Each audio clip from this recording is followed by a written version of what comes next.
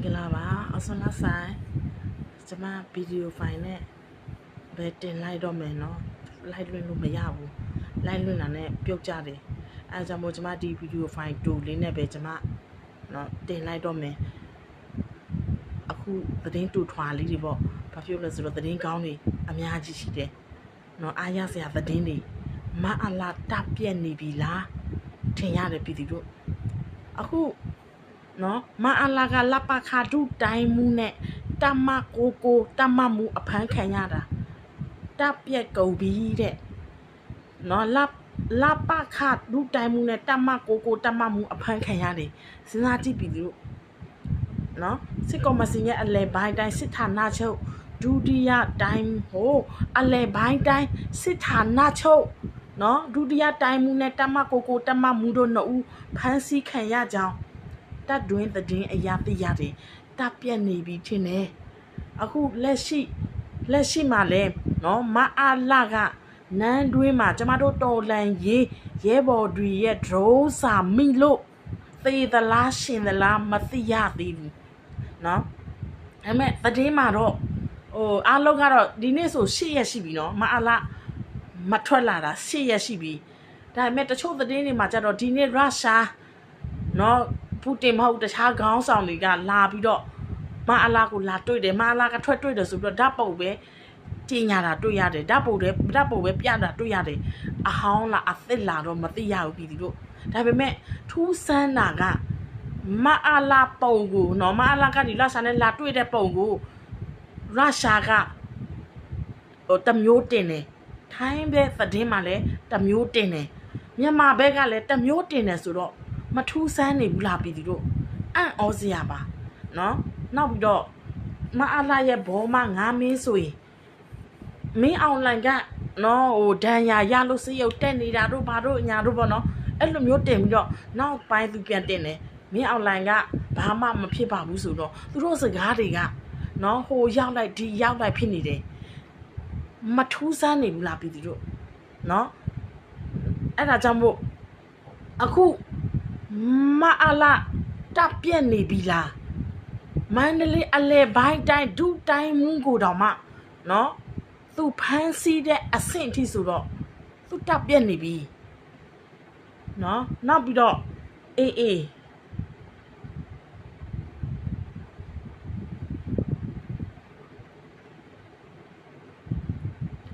KIA နဲ့ AA တို့ဟန်ချက်ညီပွဲကကပ္ပစာ16ဘဲနာကိုနီးနေပြီပြည်သူတို့ဖာကန်တိုက်ပွဲမှာခမရ31တိုက်ရင်မှုဒုမူကြီးစာနီအောင်အပါဝင်စောက်ကောင်မတပ်သား90ခန့်ထိခိုက်သေဆုံးမှုရှိစောက်ကောင်မစစ်ကြောင်းကို KIA မှနှစ်ဖက်ပိတ်ပြီးတော့တိုက်တယ်ပြည်သူတို့ရေးနော်အဲ့ဒါကြောင့်မလို့မအားလာတပ်ပြက်နေပြီဒါကြောင့်မလို့စစ်မတိုက်ဘဲနဲ့အခုအာကျယ်နေတဲ့တချို့အာနာယူအုပ်စုတွေအာနာယူနိုင်ငံယူအုပ်စုတွေကဖျားခင်းဖို့ချောင်းနေကြတာစစ်တော့မတိုက်ဘူးဒါပေမဲ့ထူးဆန်းတာကနော်သူများပြည်နယ်မှာသူများဘက်မှာကတော့တိုက်တာမအလားအသက်စုခွင့်မရအောင်တိုက်နေသလောက်ကရင်ပြည်နယ်မှာစစ်ခွေးတွေအများအပြားတက်လာပြီးတော့ကားအလွတ်ပြန်စီးသွားတယ်တနေ့ကိုကားအစီးအခောက်ပေါင်းမနှဲဘူးပြည်သူတွေကလည်းသတင်းပေးတယ်ဘယ်လက်နဲ့ကင်ကမှမတောက်လို့ဘူးဘယ်လက်နဲ့ကင်ကမှမတိုက်ခိုက်ဘူးပြည်သူတို့ဒါဆိုရင်သိကြတယ်ကရင်ပြည်နယ်ကိုမအလာကအခုတခြားပြည်နယ်တွေမှာအခြေအနေမဟန်တော့ဘူးအခြေအနေမဟန်တော့တဲ့အတွက်အခုသူကကရင်ပြည်နယ်ကိုခန္ဓာပြည်နယ်အဖြစ်နော်တခြားတိုင်းနဲ့ပြည်နယ်ကသူ့ကိုလက်မခံဘူးလေသူ့ကိုလက်မခံတော့နော်သူနေလို့မရဘူးသူနေလို့ရတယ်သူ့ကိုသစ္စာခံနေတဲ့သူ့ကိုကြုံခံနေတဲ့ဒီကရင်လက်နဲ့ကင်တွေကိုပဲသူကနော်အားကိုးပြီးတော့အခုလူအင်အားလက်နဲ့အင်အားတွေနဲ့ကရင်ပြည်နယ်တစ်ခုလုံးအထူးသဖြင့်နော်မြဝတီဒီနယ်စစီးပွားရေးနယ်စကုန်းသွဲရေးကိုထိတ်ချုပ်ဖို့အတွက်အခုမအလာနော်ကရင်ပြည်နယ်တစ်ခုလုံးကို ဘာလဲစစ်ရေးအများအပြားစစ်ဘာလဲစစ်ကြောင်းတွေအများအပြားချထားပြီးတော့တာစုနေပြီခန္ဓာအဖြစ်နော်နေဖို့ကရင်ပြည်နယ်မှာတာစုနေပြီကဲပြောစရာရှိတာကမျိုးမစစ်တွေအမျိုးချစ်တွေနော်အမျိုးဘာလဲကိုကကြမကို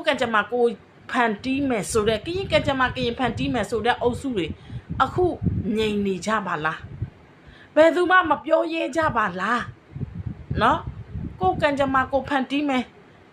ကရင်ပြည်နယ်ကရင်ကိုပိုင်အုပ်ချုပ်ရမယ်ကရင်နိုင်ငံနော်ကရင်နိုင်ငံယူတဲ့လူကလည်းမလဲအဲ့ဒီကော်တူလေးအာမင်ကဘာသူ့ရဲ့ lobby တွေကဘာပြောလဲဆိုတော့ KNU ကရင်ဘက်မှာနော် KNU လာ DK လာ BGF ဒီလာအကောလုံးတစ်ခုမှမကောင်းဘူးတဲ့နေတာမြတယောက်ပဲကောင်းနေတဲ့နေမကြခင်နဲ့မင်းတို့နေတာမြအောက်မှာလာပြီးတော့မလဲခစားရမယ်တဲ့နေတာမြကဘယ်နေရာမှာအသောဝင်လို့ဘယ်နေရာမှာတိုက်လို့ဘယ်နေရာမှာနော်အရေးချင်းရှိလို့လဲနေတာမြဖိထားတဲ့မြို့တွေနဲ့တွေထားပါတော့သူ့မှလူအင်အားမရှိလို့ထားပါတော့သိလို့မရဘူးထားပါတော့သူ့ကရင်အချင်းချင်းတော့မှသူစီယုံလို့ရလို့လားနော်အာနာယူတွေဒါကြောင့်မို့သူများပြည်နယ်မှာဒီလောက်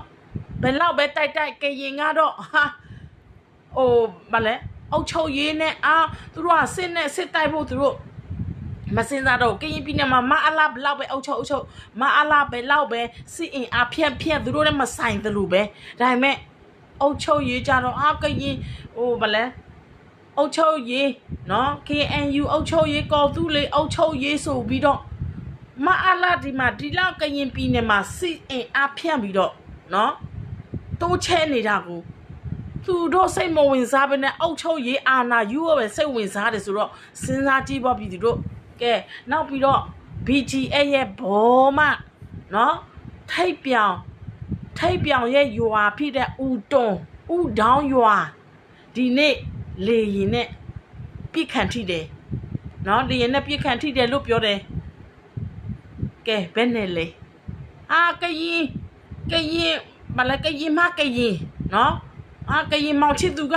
ဘာလဲငါတို့အမျိုးသားရေးအတွက်ဘာညာအခုမင်းတို့ပြောတာအခုကြည့်ဦးဒေါင်းရွာအရင်ထိပြီဒါပဲလေဝို့ဆိုတာနံပါတ်တော့မဆောက်ဘူးနော်အဲ့ဒါကြောင့်မလို့ရှက်ဖို့ကောင်းနေသူများပဲသတင်းအားရပြောလို့ဝန်စားပြီးမဲ့ကျမတို့ကရင်ဘက်မှာတော့စိတ်ညစ်ဖို့ကောင်းတယ်နော်ဒါကြောင့်မို့လို့ကျမတို့ကရင်ကိုမထောက်ပံ့တာပေါ့အရင်တော့ငါတို့ကရင်ကိုငါတို့မှမထောက်ပံ့ရင်ဘယ်သူထောက်ပံ့မလဲဆိုတဲ့